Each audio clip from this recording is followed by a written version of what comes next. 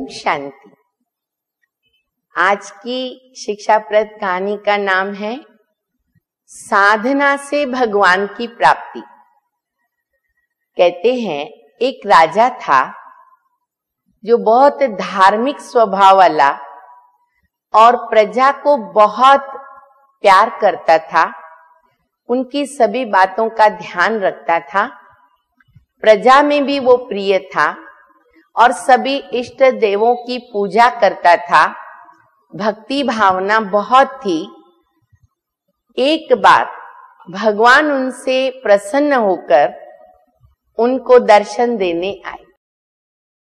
जैसे ही उन्होंने भगवान का दर्शन किया, साक्षात्कार किया, वे अति प्रसन्न हुए। भगवान ने उनको कहा कि मैं तुम्हारी भक्ति से प्रसन्न हूं, इसलिए मैंने तुमको दर्शन दिया। अब आप कुछ मेरे से मांगो, आपको क्या चाहिए वो मैं देने को तैयार हूं।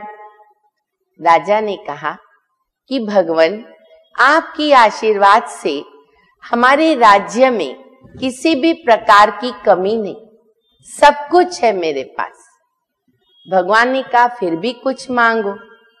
तो कहा मेरी ये इच्छा है कि जैसे आपने मुझे दर्शन देकर प्रसन्न किया ना, वैसे मेरी सारी प्रजा को आप दर्शन दो, प्रसन्न करो। भगवान ने कहा ये तो असंभव है, पर राजा उसी हठ पर रहे कि नहीं, मुझे अगर वरदान चाहिए तो ये चाहिए कि आप प्रजा को मेरी दर्शन दो। भगवान ने कहा ठीक है, कल आप जो पहाड़ी है ना, उस पहाड़ी के नीचे सबको इकट्ठा करो और पहाड़ी पे चढ़ाना शुरू करो। मैं पहाड़ी के चोटी पे खड़ा रहूंगा और वहां सबको दर्शन दूंगा। बस ये सुनकर राजा बहुत खुश हो गए। तुरंत उन्होंने ढिंडोरा पिटवाया, ऐलान किया, सारी प्रजा को बताया कि कल सुबह सब पहाड़ी के नीचे पहुंच जाए। दूसरे दिन सुबह सारी प्रजा पहाड़ी के नीचे पहुंच गई। राजा ने कहा कि देखो, आप भगवान का दर्शन करने के लिए मेरे साथ चल रहे हो, कितनी भाग्य की बात है। ऐसे कहकर वो प्रजा के साथ पहाड़ी पे चढ़ना आरंभ किया। थोड़ा ही चले तो पहाड़ी के एक तरफ बहुत सारे तांबे के सिक्के नजर आए, अनगिनत। प्रजा के अंदर कुछ ऐसे लोभी थे, लालची थे, स्वार्थी थे। तांबे के सिक्के देखकर कुछ प्रजा उनके पीछे दौड़ी और जाकर के तांबे के सिक्के समेटने लगे, अपनी गठरियों में बांधने लगे। राजा ने उनको सावधान किया कि देखो, हम भगवान को मिलने जा रहे हैं, हमें रास्ते में रुकना नहीं है। उस लालची प्रजा ने सोचा भगवान को तो कभी भी मिल सकते हैं, ये सिक्के तो आज ही मिलेंगे हमको, इसलिए वो वहीं रुक गए सिक्कों को समेटने के लिए। राजा आगे बढ़ गए और वो प्रजा वहां ही रुक गई। जब थोड़े और आगे बढ़े तो सामने चांदी के सिक्के आ गए। चांदी के सिक्के देखकर कुछ और लालची प्रजा उसकी तरफ आकर्षित हो गई और वो चांदी के सिक्के समेटने लगे, गठरी बांधने लगे। राजा ने उनको भी सावधान किया, परंतु वे भी न माने। उन्होंने भी यही सोचा भगवान तो कभी भी मिल सकते हैं। राजा फिर आगे बढ़े। अब थोड़ी सी प्रजा बच गई थी। जैसे ही थोड़े आगे बढ़े तो सोने के सिक्के सामने आ गए। बस फिर क्या था, सोने के सिक्के देखकर सारी प्रजा उनके पीछे चली गई और अपने पास सोने के सिक्के जमा करने लगे। अब सिर्फ राजा और रानी बच गए।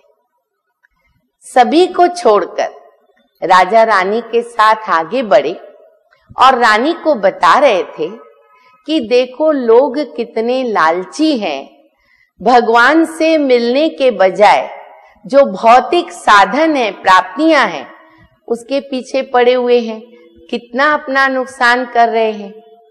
रानी ने कहा, आप तो ठीक ही कह रहे हो, अभी ऐसे हुआ कि नहीं हुआ, सामने बहुत सुंदर डायमंड आ गए, सच्चे हीरे। जब सच्चे हीरे रानी ने देखे, रानी भी प्रभावित हो गई। राजा को एक तरफ छोड़कर रानी भी उन सच्चे डायमंड्स को अपने पास जमा करने लगी, अपने साड़ी के पल्लू में भी उनको बांधने लगी, और वो भी वहीं अटक गई। अंत में राजा को अकेला ही वहां पहुंचना पड़ा। जब राजा पहाड़ी के चोटी पर पहुंचे तो वहां प्रभु भगवान खड़े थे। उन्होंने कहा, आओ राजा, देखो मैं कब से तुम्हारा इंतजार कर रहा हूं दर्शन देने के लिए। अभी बताओ तुम्हारी प्रजा कहाँ है, मैं तो रेडी हूं। ये सुनकर राजा बहुत शर्मिंदा हो गए और राजा का सिर नीचे झुक गया। तब भगवान ने कहा कि जो भौतिक प्राप्तियों के पीछे लोग भागते हैं ना, वो मेरी प्राप्ति नहीं कर सकते हैं। मेरी प्राप्ति के लिए जो मेरे में श्रद्धा, भावना, प्रेम रखते, मेरी याद में तपस्या करते हैं, साधना करते हैं, उन्हीं को तो मैं मिलता हूं। तुमने मुझे प्रेम से याद किया, इतनी भक्ति की, तभी तो मैं तुमको मिल सका। अब राजा को ये पूरा रहस्य समझ में आ गया। कहानी से हमें ये सीख मिलती है, कहते हैं भगवान भावना का भूखा होता है। प्रभु को सच्ची दिल से, ईमानदारी से, प्रेम से, स्नेह से, निश्चय से, विश्वास से जो याद करता है, जिसका मन साफ होता है, जो अंदर बाहर साफ होते हैं, प्रभु उनके ऊपर बलिहार जाता है।